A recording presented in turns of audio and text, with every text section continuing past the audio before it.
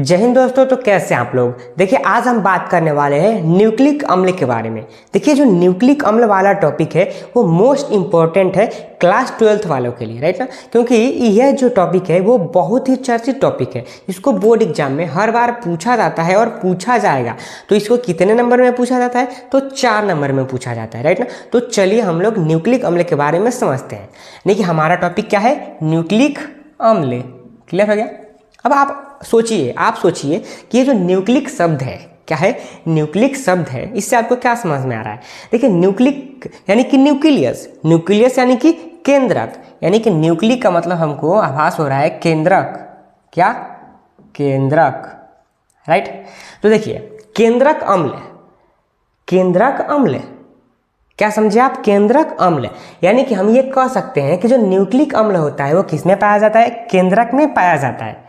जैसे कि मान लीजिए कि अगर आपसे कोई पूछे कि केंद्रक कहाँ पाया जाता है, तो वो पाया जाता है कोशिका के अंदर, यानी कि ये हमारा क्या है? कोशिका, सेल, इसको बोलते हैं सेल, राइट।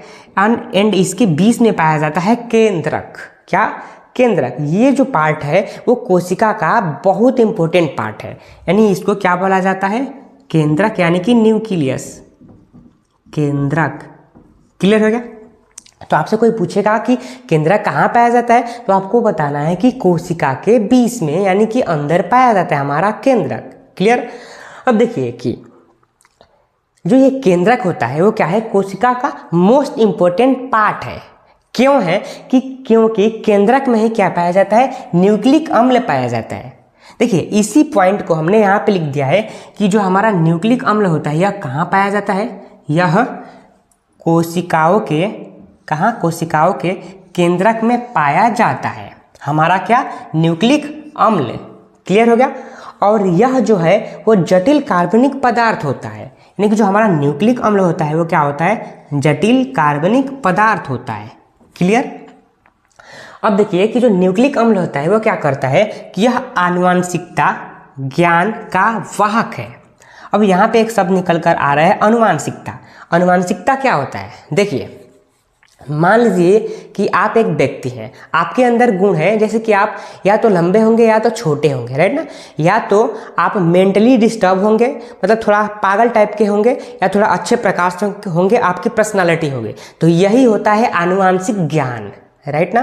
क्या होता है? आनुवांशिक ज्ञान। तो इसी ज्ञान को यह क्या करता है? एक पीढ़ी से दूसरे पीढ़ी में वाहक यानी कि ट्रांसफर का कार्य करता है। क्लियर हो गया। न्यूक्लिक अम्ल क्या करता है कि यह आनुवांशिक ज्ञान को ट्रांसफर करता है एक पीढ़ी से दूसरे पीढ़ी में। क्लियर हो गया। अब देखिए ये जो न्यूक्लिक अम्ल होता है उसके कितने प्रकार होते हैं? 2 प्रकार के होते हैं। सबसे पहला क्या होता है? डीएनए, दूसरा क्या होता है? आरएनए। यहाँ पे क्या होता है? डीएनए एंड दूसरा आरएनए। डीएनए का जो फुल फॉर्म होता है वो क्या होता है? डीऑक्सीराइबो न्यूक्लिक एसिड, यानी कि डीएनए का जो फुल फॉर्म होता है वो क्या होता है? डीऑक्सीराइबो न्यूक्लिक एसिड, यानी कि अम्ल। क्लियर हो गया। दूसरा आरएनए, आरएनए को क्या बोलते हैं? Ribose nucleic acid. कोई आपसे पूछे डीएनए का फुल फॉर्म क्या होता है, तो फटाक से आंसर देना है कि डीऑक्सीराइबो न्यूक्लिक एसिड होता है डीएनए का फुल फॉर्म। आरएनए का क्या होता है? Ribo nucleic acid. एंड जो ये डीएनए होता है आखिर में यह, इसका कार्य क्या होता है न्यूक्लिक अम्ल में? देखिए दरअसल क्या करता है कि आनुवांशिक पदार्थ को इकट्ठा करके रखता है। हमने आनुवांशिक पदार्थ को आपको बता दिया था कि आनुवांशिक पदार्थ क्या होते हैं। तो आप क्लियर हो गया यहाँ तक। एंड फाइनली अब जानते हैं कि ये जो न्यूक्लिक अम्ल होता है उसका कार्य क्या होता है, राइट। देखिए कार्य की जगह पर आप इसको भी लिख सकते हैं कि यह आनुवांशिक ज्ञान का वाहक है, राइट। एक पीढ़ी से दूसरी पीढ़ी में आनुवांशिकता यानी कि आनुवांशिक ज्ञान को ट्रांसफर करता है। क्लियर हो गया। तो देखिए यह प्रोटीन संश्लेषण करता है। क्या करता है? प्रोटीन का संश्लेषण करता है। एंड कोशिकाओं के मस्तिष्क के रूप में कार्य करता है। अब मस्तिष्क के रूप में कार्य कैसे करता है इसको हम समझा दे रहे हैं। देखिए जिस प्रकार से जो आपका माइंड होता है, मस्तिष्क होता है, वो क्या करता है कि विभिन्न प्रकार के नॉलेज को क्या करता है? ग्रहण करके रखा रहता है और उसके कार्य पढ़ने पर अपना माइंड चलाता है और उसको सॉल्व करता है, राइट ना। क्या करता है, विभिन्न प्रकार के ज्ञान को अपने अंदर एब्जॉर्ब करके रखा रहता है। ठीक, सेम उसी प्रकार से हमारा न्यूक्लिक अम्ल करता है। क्यों?